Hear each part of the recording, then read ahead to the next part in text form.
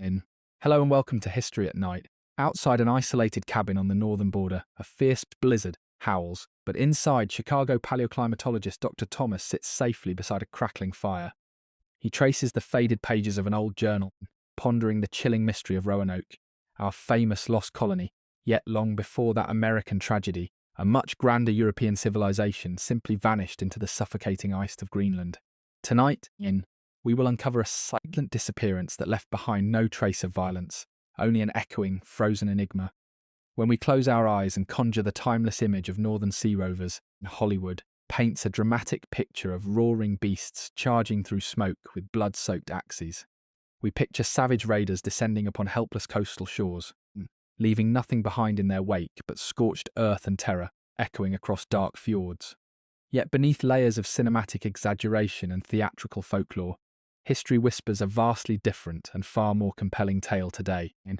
It is a narrative that resonates deeply with the ambitious spirit of the American frontier, rather than simplified myths of endless slaughter.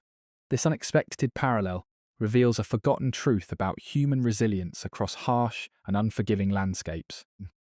We must look beyond the gleaming steel to understand their true motivation. The illusion fades completely when we examine the rich archaeological record left behind in the soil. Here is where it gets interesting, because those legendary figures were not merely instruments of violence, looking for new territories to pillage and burn.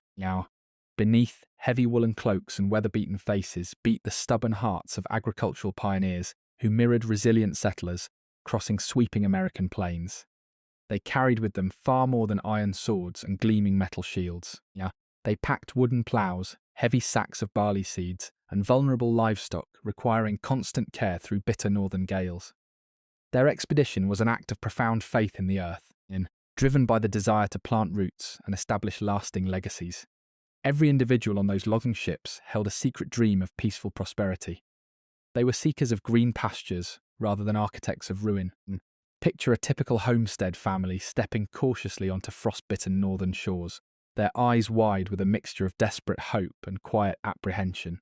The patriarch, a rugged man named Bjorn with a red beard stiffened by sea salt, gripped a shovel handle tightly in his calloused hands. His wife scanned the barren horizon for any patch of soil, soft enough to cradle fragile life through coming seasons. They were searching for a secluded sanctuary where they could raise children and construct sturdy turf houses. This carved out a peaceful existence, far away from the violent blood feuds of their distant ancestral homelands. Generations of families sought solace in this remote wilderness. Every single stone placed was a testament to human endurance against the elements. Now listen carefully to the profound silence that defined that monumental migration across the cold and unforgiving ocean expanse. It was measured in sweat, bleeding palms, and aching muscles rather than the deafening clamour of war horns.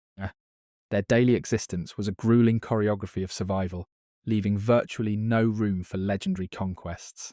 While popular culture fixates relentlessly on raids of distant monasteries, the authentic reality of these families was anchored elsewhere. They struggled in damp mud and pungent dung to keep fragile livestock alive against steadily encroaching frost. Survival required every ounce of human endurance. The bitter cold demanded absolute vigilance day and night across the rugged terrain. This quiet determination bears an uncanny resemblance to American pioneers who braved uncharted wilderness of the Wild West. They sought fertile valleys and limitless freedom under a vast and completely indifferent sky. Bound to unforgiving land by an optimistic spirit, they believed hard work could transform desolate landscapes into homes. Every single spring brought a fresh wave of cautious optimism, driving them to mend broken wooden fences. They cleared away heavy stones and turned rocky sod with tired hands in anticipation of autumn. Hope remained their strongest tool against adversity. Their labour was endless and deeply humbling to witness.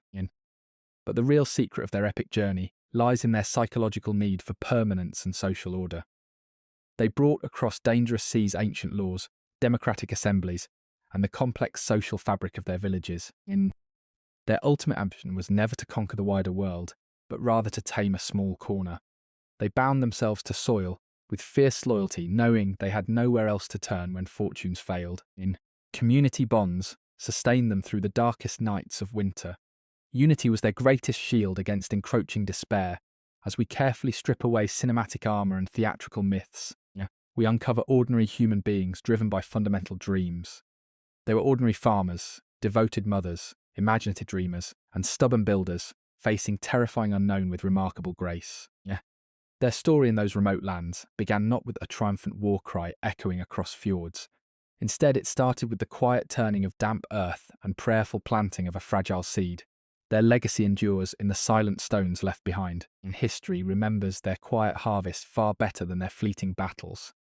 As investigators began mapping stone ruins scattered across frozen fjords, a profound and startling realization took hold among scholars. There were no charred timbers marking violent nocturnal raids, nor were there shattered shields or scattered spears left in fields. Every settlement stood utterly untouched by the brutal hand of foreign conquest or tribal warfare. It felt precisely like exploring the desolate ghost towns of Nevada, where wooden saloons and dusty storefronts remain eerily preserved under an unforgiving desert sun. The doors stood unlocked, personal belongings rested peacefully on wooden shelves, and hearths held the cold ash of forgotten meals. Here is where it gets interesting, because the absolute lack of defensive panic eliminates any theories of sudden slaughter or violent expulsion. A raiding party leaves deep scars upon the earth, yet these settlements exhibited a chilling, unbroken tranquility. No mass graves awaited desperate modern excavators beneath the frost-hardened turf of long-abandoned farmsteads. The cattle sheds were empty, not because raiders drove herds away, but because the animals had quietly perished in place. Nature itself seemed to have swallowed the inhabitants without a single cry echoing across the icy expanse. Now listen carefully to the silent testimony, whispered by crumbling stone walls and roofless homesteads. When historians applied strict logic of elimination to the silent ruins, every external threat dissolved into thin air. If hostile fleets had sailed down from northern waters, the stones would have told a tale of blood and fiery resistance. Instead, archaeologists unearthed delicate bone combs, intact clay cooking pots, and fragile iron needles untouched by chaos. The inhabitants had not fled in terror from flashing blades or thundering war drums. They simply faded from the earth in agonizing, uninterrupted slowness. But the most haunting aspect of this continental locked room was the utter absence of escape vessels on the shores. Their sleek, square-rigged ships had vanished entirely from the frozen harbours, leaving behind only icy stillness. Did they build new vessels to flee southward, or did the relentless advance of pack ice trap them permanently? Every logistical clue pointed toward a creeping confinement that tightened its grip season after season. The sea, lanes that once connected them to distant homelands, froze solid into impassable barriers of blue-white glass. No cavalry was coming down the mountain to rescue stranded pioneers from the encroaching frost. As researchers sifted deeper through the silent debris, the true nature of the tragedy began to crystallize with breathtaking clarity. It was a slow-motion vanishing act, performed by people who had nowhere left to run on Earth. They were locked inside a freezing continent by walls of ice and an indifferent ocean current. The mystery deepened with every spadeful of dirt turned by modern detectives searching for answers. History recorded no final battle, no desperate last stand, and no legendary hero brandishing a shining sword. There was only the vast, suffocating silence of a world slowly locking its doors from the inside, as the long summer months steadily surrendered to an unyielding chill. A suffocating grey blanket settled heavily across the jagged coastline.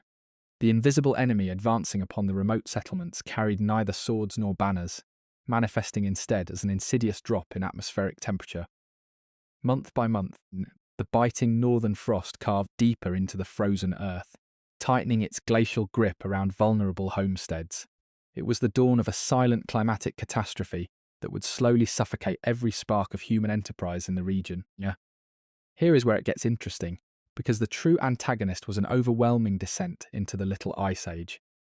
Without a single warning roar of thunder, the ocean began to change its ancient character under the mounting pressure of polar winds. Thick sheets of pack ice drifted southward from Arctic voids, choking narrow fjords and sealing harbours in impenetrable armour. The churning blue waters that once served as their life ring turned slowly into treacherous expanses of glittering, lifeless white. Every maritime route, connecting these isolated pioneers to the broader European continent, vanished beneath solid blocks of ice. Now listen carefully to the heavy, oppressive silence born from this unrelenting environmental suffocation. As seasonal warmth grew shorter and winter stretched relentlessly across the calendar, agricultural cycles collapsed entirely under the strain. Crops refused to sprout in soil hardened like cast iron by persistent subsurface frost. The ambient air grew so biting that breath froze instantly into glittering crystals before dispersing into the void. Day after day, the horizon narrowed under oppressive fog and heavy ash-grey clouds that refused to grant a glimpse of the sun. What happened next will truly reveal the terrifying scale of isolation closing in on the trapped settlements.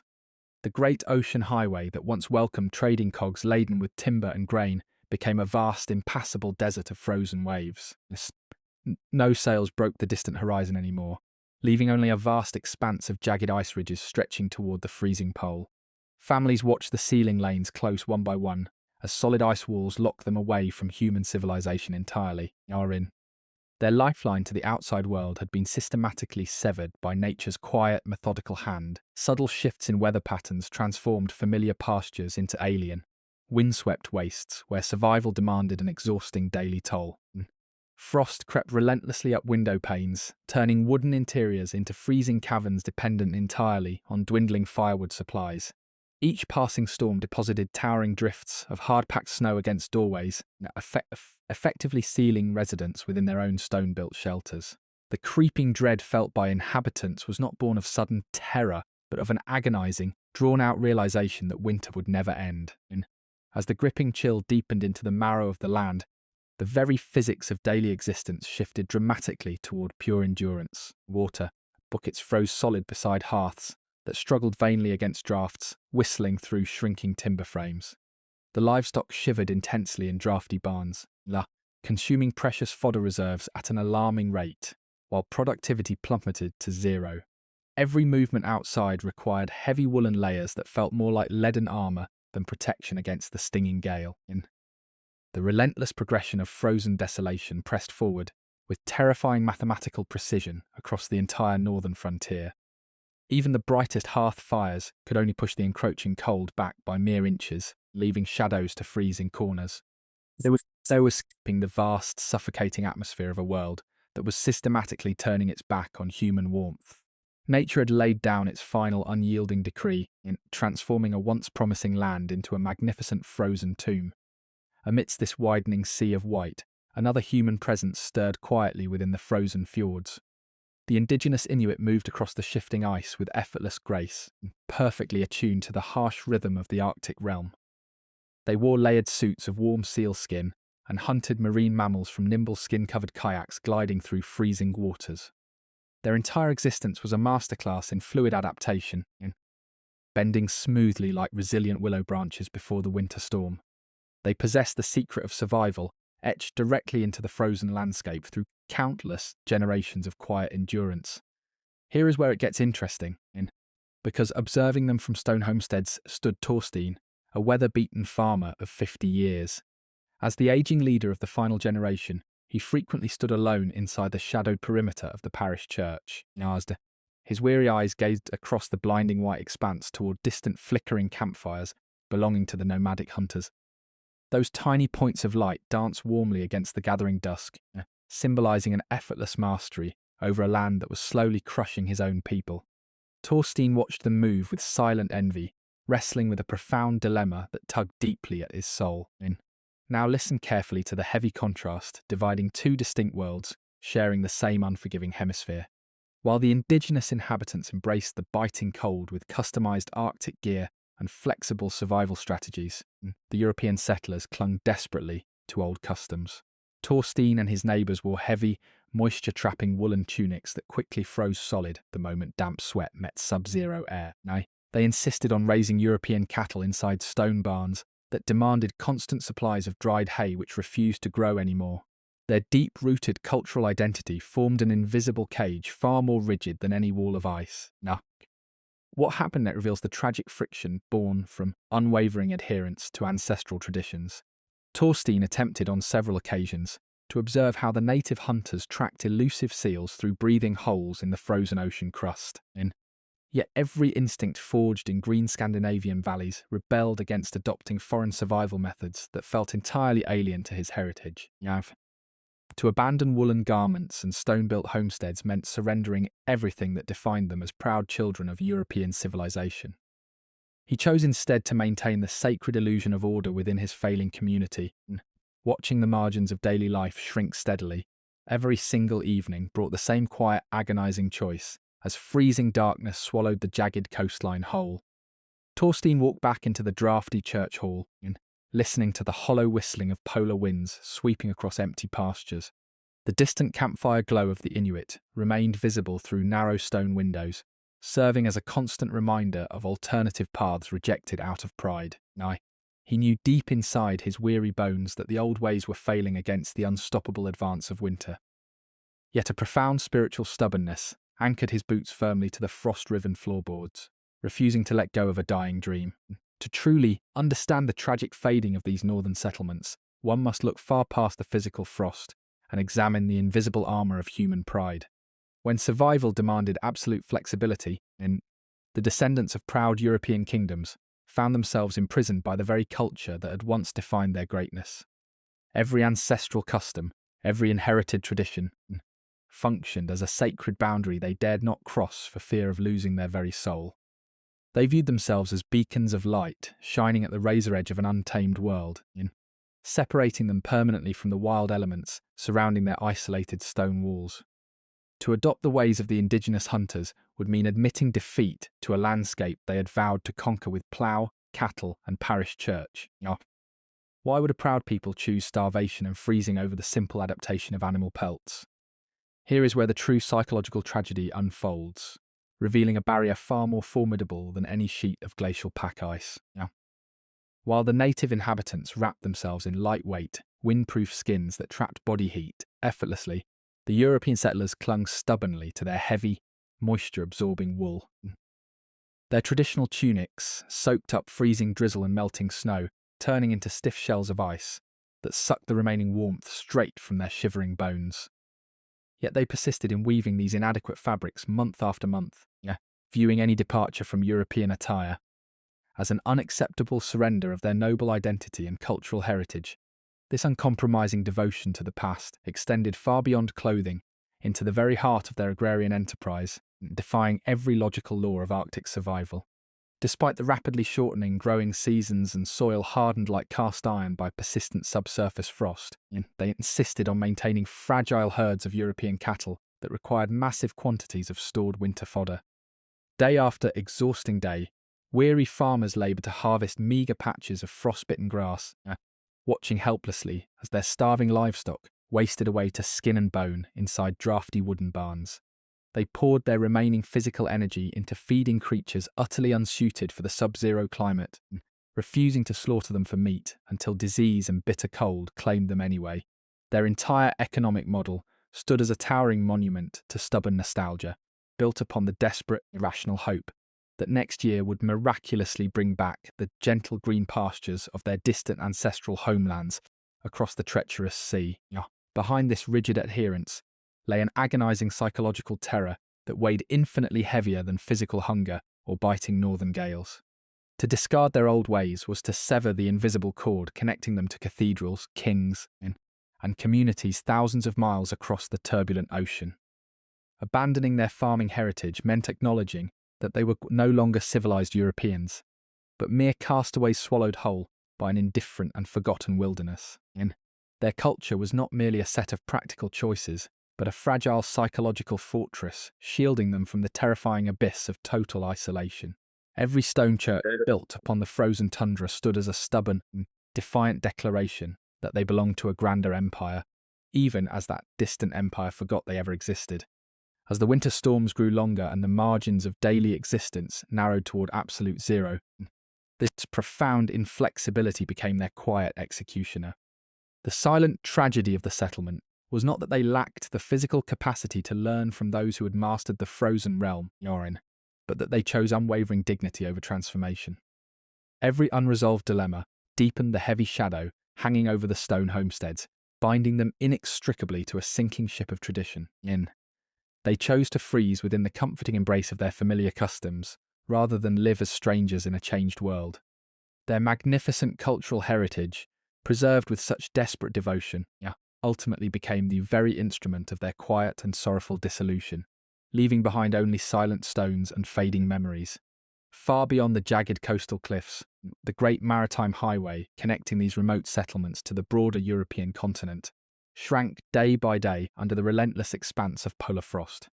Merchant cogs laden with structural timber, iron tools, and vital letters from distant families stopped arriving entirely as thick sheets of pack ice locked the deep fjords in impenetrable armour. For generations, those seasonal trading vessels had served as a golden thread, tying the frozen frontier to civilization, promising that they were never truly forgotten by kings or kin across the turbulent ocean. Now, that fragile lifeline had been systematically severed by nature's quiet, methodical hand, leaving behind an endless, glittering desert of jagged ice ridges stretching toward the freezing pole. No sails broke the distant horizon anymore, and replacing the familiar hum of maritime commerce with an oppressive, suffocating stillness that echoed across the frozen bays and filled every waking moment with quiet dread. Now listen carefully to the heavy, oppressive silence that settled over the abandoned harbours where decaying wooden hulls rotted slowly against frozen wooden piers. Here is where the deepest terror of absolute isolation took root, in striking a profound chord that touches the core of human vulnerability when completely cut off from the broader world. There was no cavalry riding over the distant snow-covered hill to save them, no emergency message speeding down a wire, and no rescue fleet cutting through the treacherous, freezing waves. They stood entirely on their own at the razor edge of the known universe, waiting indefinitely for sails that would never materialize against the suffocating ash-grey sky. In every single family watched the empty, frozen highway with hollow, sunken eyes, wrestling with the agonizing realization that the rest of humanity had simply moved on and left them stranded in the eternal cold without a single backward glance. And months bled into agonizing, indistinguishable years without a single flash of canvas, breaking the monotonous, lifeless white of the northern sea. The watchtowers built upon high rocky promontories stood completely abandoned to the harsh elements, their ancient stone parapets swept by bitter gales that carried no whisper of news from the outside world. Hope, once a fierce and burning flame within their weary chests, dwindled down to a flickering ember before suffocating entirely under the crushing weight of endless polar nights. They looked out at the frozen ocean, not with eager anticipation anymore, but with a dull, numbing resignation that accepted the absolute finality of their abandonment. The magnificent world they once knew had contracted into the narrow, freezing boundaries of their failing stone walls, sealed away forever behind an unyielding barrier of ice and snow, where no help would ever arrive. Day after weary day, the crushing psychological weight of this terminal abandonment seeped into the very marrow of the inhabitants, turning every interaction into a sombre reflection of their fading existence. The horizon offered nothing save for blinding sheets of ice and the unyielding sweep of biting northern gales that mocked their desperate prayers for deliverance. They were ghosts inhabiting a living world, waiting in vain for a salvation that was never dispatched from distant shores. The silence of the ocean became their most terrifying companion, a constant, chilling reminder that they were entirely forgotten by time itself. At the heart of the fading settlement stood the heavy stone church of Wolsey, its thick masonry walls, built to mirror the grand cathedrals of distant Norway, but now functioning as a silent vault for a dying congregation. Inside this solemn, narrow sanctuary, the air hung thick with the stale scent of damp mortar and melting tallow, alongside the quiet resignation of souls who had surrendered all expectations of earthly rescue. The altar candles flickered out one by one as fuel grew desperately scarce, leaving sacred statues of saints to gaze down through perpetual gloom upon empty wooden pews. Every echo of a Latin prayer bounced off cold stone surfaces with a hollow emptiness, reminding shivering worshippers that heaven felt infinitely farther away than the crushing glacier pressing against their valley. They gathered here not with vibrant hope for the future, but to seek a fragile thread of comfort among ancient rituals, clinging to the illusion that divine architecture could somehow shield them from the relentless Arctic night. Now listen carefully to the heavy, heartbreaking reality unfolding just outside those consecrated walls, where the true cost of their unyielding pride was paid in agonizing silence across the barren landscape. Here is where Thorstein, a 50-year-old leader of the last generation of farmers, faced the most devastating trial of his rugged life while standing inside a drafty, frost-bitten wooden barn. His weathered hands, once calloused from decades of tilling stubborn earth and guiding sturdy ploughs, trembled as he watched the final cattle of his collapsing herd slump against frozen floorboards. Those magnificent beasts, imported with such high hopes across the perilous northern sea centuries ago, were now nothing more than hollow shells of skin and bone, starved by months of bleak winters and a complete absence of nourishing grass. Thorstein reached out to stroke a shivering calf, but his frozen fingers felt only the sharp ridge of its spine beneath a coat, stiffened by solid ice.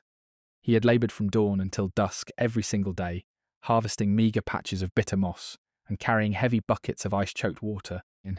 Yet his exhausting toil could not alter the bitter verdict of a world turning cold. That poignant moment inside the dim barn crystallised the ultimate tragedy of their proud existence. Neither centuries of inherited farming knowledge, nor sacred church protection, could conquer an environment that refused to yield to European will. The thick wool garments they wore, soaked through with freezing mist and hardened into icy armour, offered no defence against the creeping chill, penetrating straight to the marrow of their weary bones. Thorstein bowed his silver-streaked head against the wooden partition, listening to the shallow, rattling breaths of dying animals representing the entire economic foundation of his ancestry. There was no magic formula left to discover, no hidden storehouse of grain tucked away in shadows, and no clever adaptation that could transform sub-zero tundra into a fertile meadow. They had trusted in the enduring power of their culture, believing that performing familiar chores and maintaining traditional habits would make the world right itself. Yet nature remained entirely indifferent to their noble lineage, slowly suffocating every last vestige of their agricultural enterprise beneath an unyielding blanket of white snow. As the last dim light of the pale Arctic afternoon faded from the narrow stained glass windows of the stone church, the entire valley slipped deeper into an impenetrable shadow of sorrow. The monumental structures, erected with immense labour, now stood as silent, melancholic monuments to an experiment in survival, reaching its inevitable conclusion. Thorstein stepped away from the lifeless barn and looked back at imposing stone walls, realising with a heavy heart that neither faith nor brick could keep relentless winter at bay. They were trapped inside a masterpiece of their own unwavering traditions, watching the final chapter of history write itself in frost and shadow. The silence wrapping around the settlement was absolute, a profound reminder that some things vanish not with a roar of battle, but with the quiet, dignified fading of a light that simply ran out of oil. When contemplating the agonising decline of these isolated Arctic settlements, the human mind naturally gravitates toward visions of dramatic cinematic catastrophe.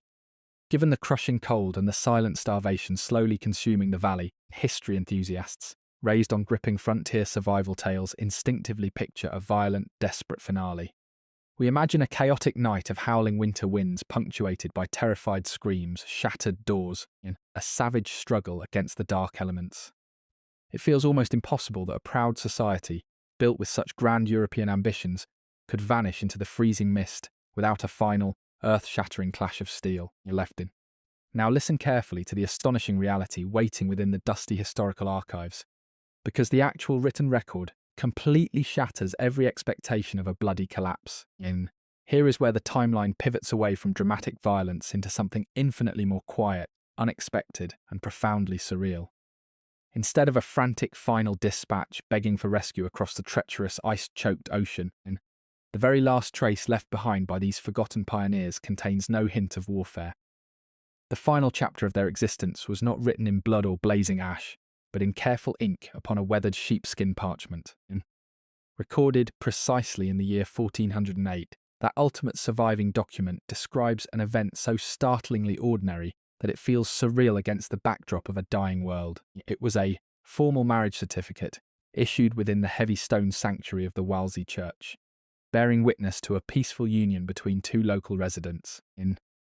Two individuals stood before a sparse congregation of shivering neighbours to exchange sacred vows, pledging their tomorrows to one another, while the outer walls were already being slowly swallowed by encroaching ice. There was no mention of famine in the margins, no warning of imminent doom, and no desperate plea for salvation from distant kings across the turbulent sea. That unexpected window into their twilight days reframes the entire historical tragedy with a breathtaking, melancholic grace that lingers long after the books are closed. It reveals a community that did not tear itself apart in frantic panic, but chose instead to lean into love and ritual as the long shadows lengthened across the valley. They lived out their final documented moments, not as panicked survivors fighting for scraps, but as human beings trying to preserve human dignity and connection until the very end. The silence that ultimately claimed them was never broken by a sudden roar of destruction, but by the quiet fading whisper of everyday life gently letting go. History often teaches us to look for thunderous downfalls, expecting every great civilization to exit the stage amidst billowing smoke and flying banners. Yet here, at the frozen edge of the known world, the curtain fell with absolute softness, leaving behind only an untouched landscape and a registry entry filled with hope. They chose to celebrate love when the world around them was freezing solid, proving that human spirit outlasts stone walls and biting gales. Following that quiet celebration beneath the vaulted stone arches, the settlement did not plunge into darkness through any sudden act of violence or dramatic catastrophe. Instead, it dissolved into a slow, enduring twilight that stretched across decades like a lengthening shadow on an empty snowfield. The hearth fires within the turf-walled longhouses began to dwindle one by one, losing their exhausting battle against the biting draught that seeped through frost-cracked timbers. Families did not pack their belongings for a desperate migration across the frozen sea, nor did they raise arms in a final, defiant stand against the elements. They simply stayed in their darkening rooms, watching the glowing embers turn to ash, while the bitter winter wind whispered through the eaves. Here is where the most haunting aspect of their disappearance reveals itself in the quiet rustle of drifting snow. There was no single day of absolute destruction when the valley emptied its soul all at once in a flurry of panic. One by one, the smoke simply stopped rising from stone chimneys across the distant hillsides, leaving behind pristine white mounds where bustling farms had once stood against the gale. A homestead on the western ridge would fall silent as its final inhabitant curled beneath thinning blankets, letting go of life without a murmur of complaint. Down in the valley floor, the neighbouring farm would carry on for another solitary season before its doors finally blew open to the driving blizzard, never to be latched again by human hands. Every remaining vestige of European heritage withered gracefully under the relentless pressure of a changing world that refused to look back or send relief across the icy waves. The heavy wool tunics hung loosely upon emaciated frames, serving as silent monuments to an identity they refused to abandon even as it consumed their absolute last reserves of physical strength. They poured their dwindling breath into maintaining empty traditions, in whispering old prayers into freezing air that carried no echo back to their waiting ears. There was no panic in their final hours, only a profound, numbing fatigue that settled over their minds like a soft blanket of winter fog. Their magnificent dignity did not shatter under pressure. Rather, it dissolved into the landscape, blending seamlessly with the ancient, unpeopled tundra that had always belonged to the wild elements. As the seasons turned without human witness, the stone structures weathered the gales in total solitude, abandoned by time and remembered only by the howling northern winds. The small plots of stony soil grew over with stubborn moss, erasing the last faint scars of furrows carved by heavy ploughs that had long since rusted into the frozen earth.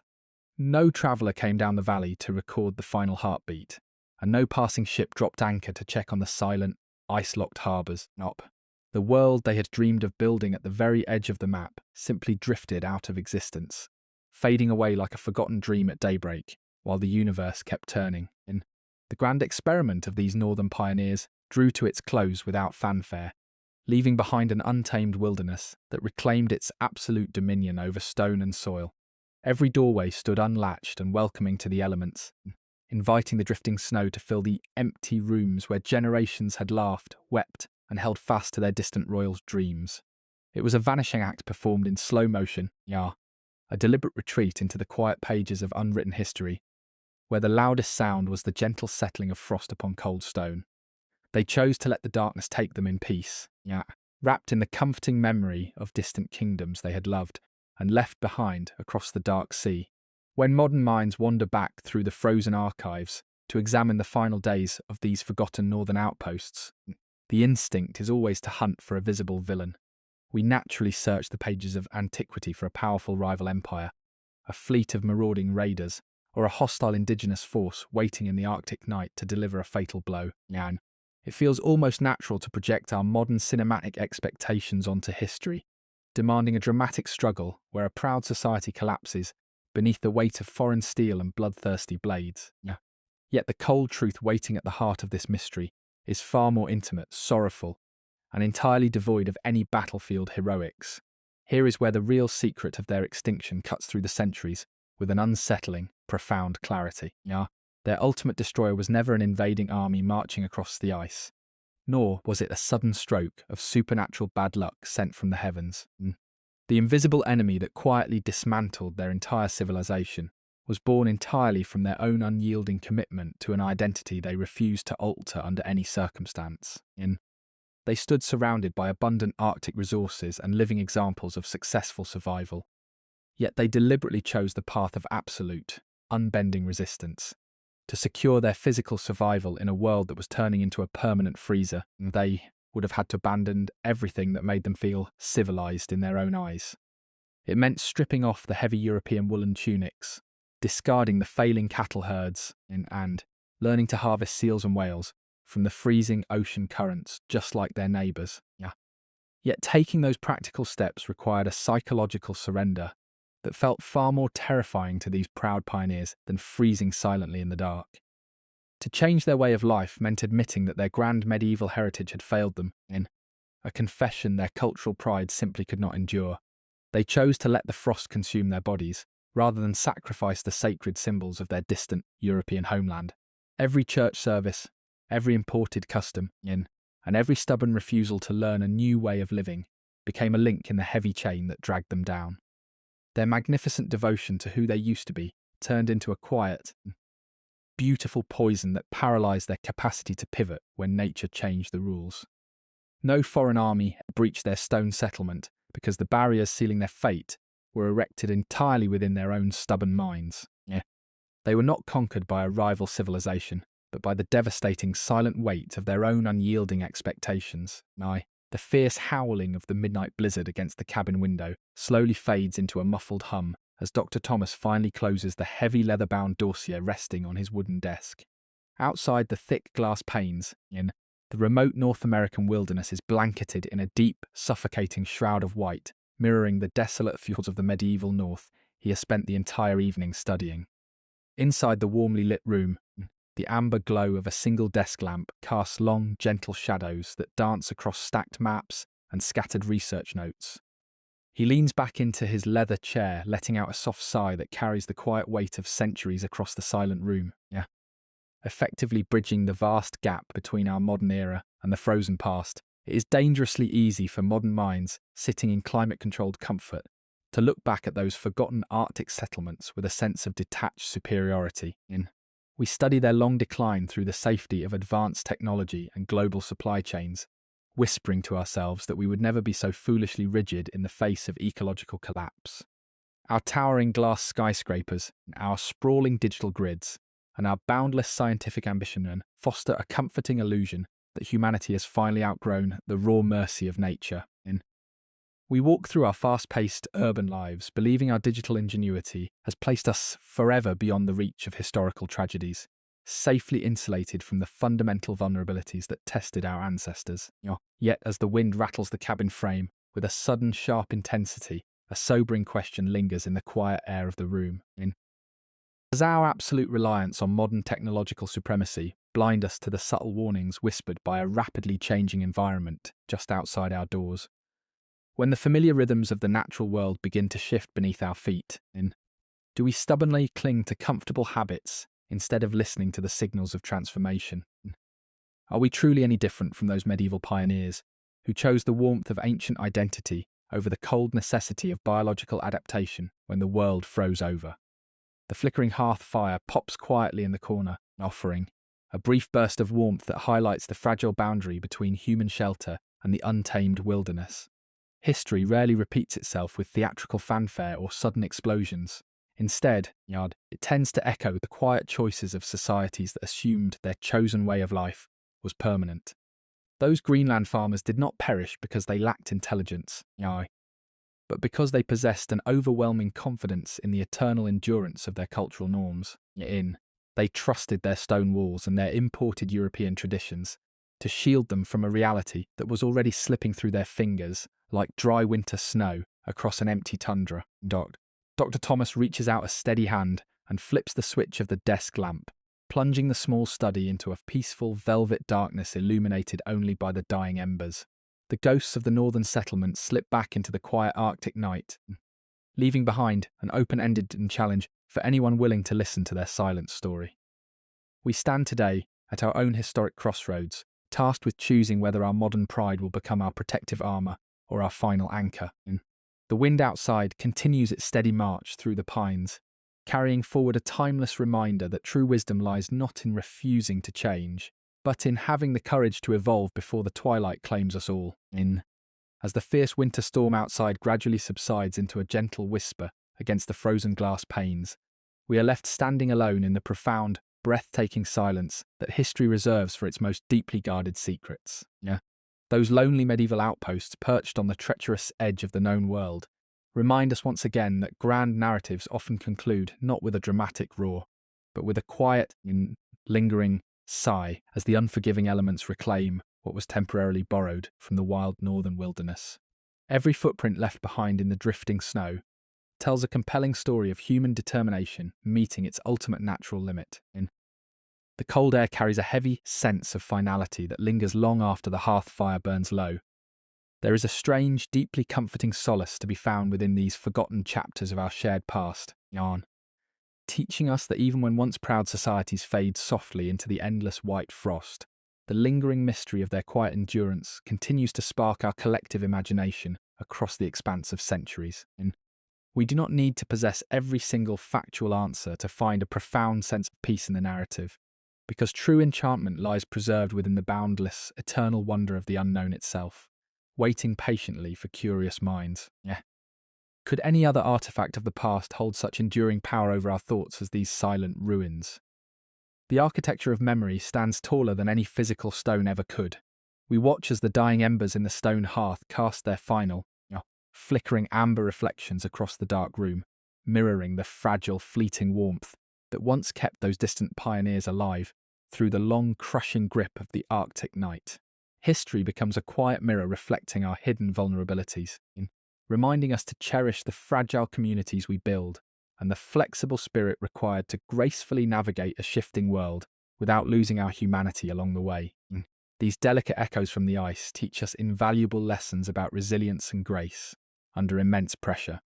We find ourselves drawn deeper into the quiet contemplation of what truly matters in this vast universe. Time moves forward relentlessly, yet these ancient echoes refuse to fade completely from view. The shadows lengthen across the wooden floorboards as midnight approaches. Every moment spent in this reflection deepens our connection to those who came before us. Sometimes, the ultimate weapon that destroys a proud civilization is never a foreign blade of steel or an invading army, but rather an unyielding, blind pride that stubbornly refuses to bend when the natural world changes its fundamental rules and challenges our survival.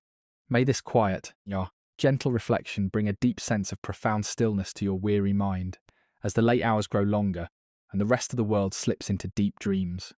I wish you a calm and peaceful night, while your own inner fire is still warmly burning and guiding you safely through the darkness.